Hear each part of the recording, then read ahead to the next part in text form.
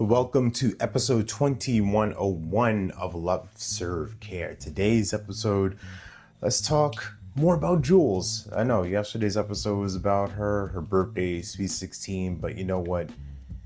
She's so awesome. She's so amazing. And this is a true milestone birthday that it deserves a part two. And what I shared on social yesterday was obviously my appreciation for the things I love, how smart she is, how funny she is, how witty she is, how strong-willed, how determined, how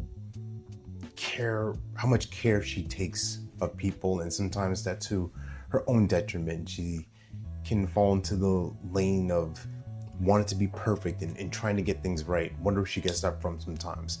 But all jokes aside, one of the things that I also shared was, just how strong and resilient she is.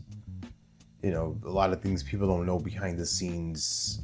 I've shared my story about losing my mom in 2015, but forget about the other aspect of it she lost a grandmother, right? And she was only 4 years old, so memories are fragmented.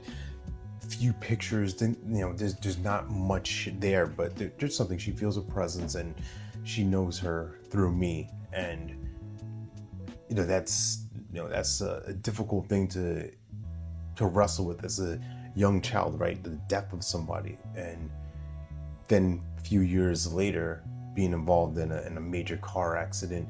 Thank God she walked away relatively physically unscathed, but there was a lot of trauma behind the scenes and things that she had to endure and work through as a result of witnessing somebody die on the scene of an accident. So